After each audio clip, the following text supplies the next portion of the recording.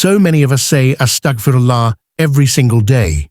It rolls off our tongues in the car, after salah, even when we're scrolling our phones. But here's the question. If we're making istighfar so often, why do we still feel stuck? Why is there no real change, no baraka, no inner peace? The truth is, most of us are doing istighfar wrong. We've turned it into a habit of words, without the heart behind them. Istighfar is one of the most powerful keys Allah has given us. It unlocks mercy, wipes away sins, and brings blessings into our lives in ways we can't imagine. But only if it's done correctly. Just one small change in how you seek forgiveness can transform your health, your wealth, your family life, and even your time. Today, let's uncover what that one change is and how it can bring unimaginable baraka into your life. 1.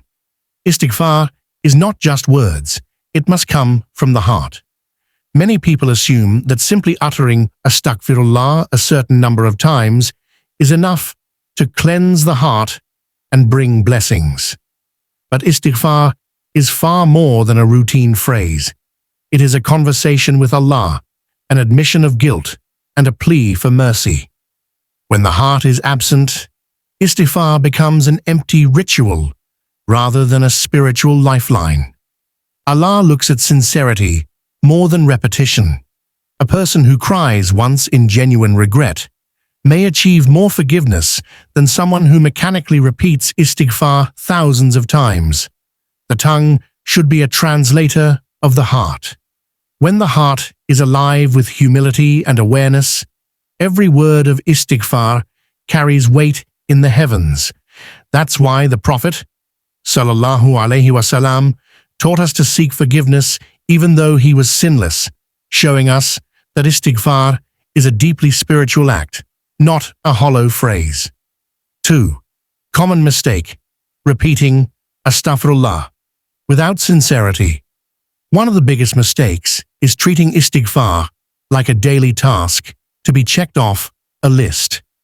People often repeat Astaghfirullah while their minds wander or while planning the very sins they are seeking forgiveness for.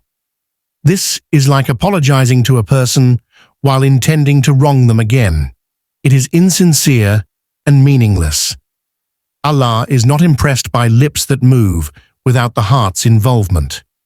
Sincerity is what differentiates real repentance from mere lip service.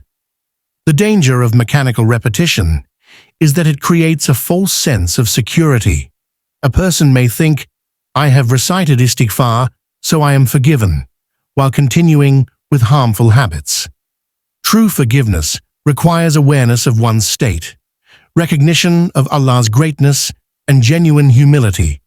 Empty repetition can even harden the heart, because the person convinces themselves they are fine while drifting further from Allah. 3. True istighfar means regret plus intention. Not to repeat. Istighfar has two essential pillars: regret for the past and intention for the future. Regret is the inner pain that comes when a believer realizes they have disobeyed their Lord. It is not regret for being caught or facing consequences, but regret for having displeased Allah. This feeling is a sign of faith. It shows the heart is alive. Without regret, istighfar becomes meaningless.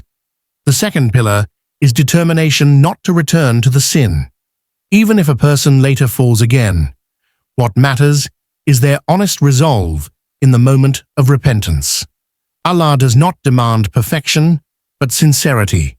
Someone who truly regrets their actions and sincerely decides to avoid repeating them is already on the path of forgiveness. This is why the scholars said, regret is repentance.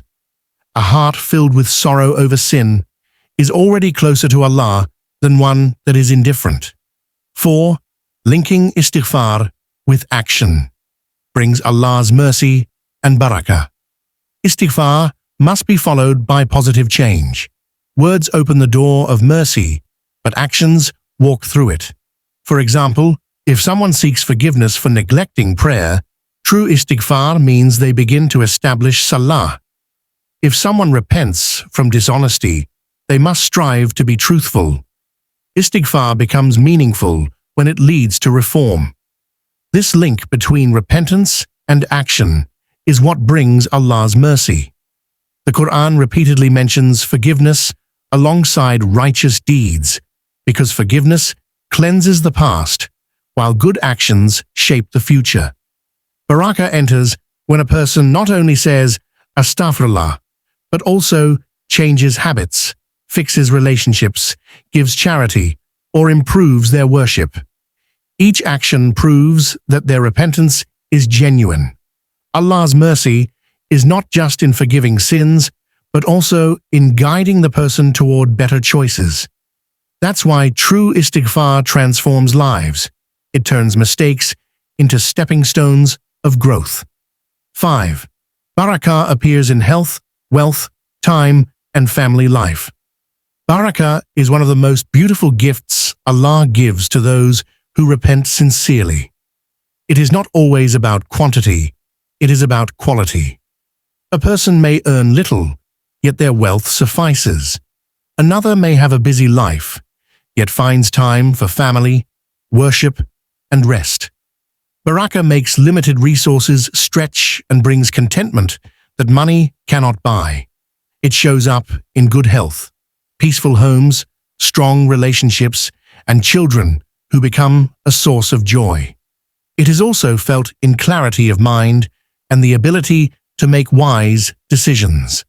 When sins are forgiven, the heart is lighter, and Allah places blessing in one's life. People often chase more wealth, more success, and more time, yet overlook that barakah is the real secret. It is through sincere istighfar that Allah places unseen blessings in every aspect of life, creating harmony and peace that the world cannot provide. 6. Qur'an promises increase in provision for those who sincerely repent. The Qur'an repeatedly links istighfar with abundance. In Surah Nur, the Prophet Nuh, peace be upon him, told his people, "Seek forgiveness from your Lord. Indeed, He is ever a perpetual forgiver. He will send rain upon you in abundance, increase you in wealth and children, and grant you gardens and rivers." This verse highlights that istighfar is not only a path to forgiveness, but also a means of worldly success. When people turn to Allah sincerely, He opens doors they never imagined. Provision flows, difficulties ease, and opportunities appear. The increase is not limited to material wealth. It includes emotional stability, spiritual growth, and family harmony. The promise of the Qur'an is that repentance is rewarded with both forgiveness and tangible blessings. This is why istighfar is a treasure, because it brings relief in this world and salvation in the next, making it a complete solution for the believer. When you make istighfar with sincerity, regret in the heart, and a firm intention not to return, Allah opens doors of mercy and fills your life with barakah. It's not about empty words, it's about a living connection with your Creator. May Allah grant you forgiveness, ease your struggles, and bless your family with peace and prosperity.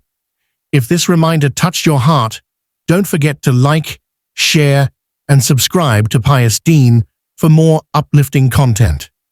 Comment below with this dua: Ya Allah, forgive me and grant me barakah in my life.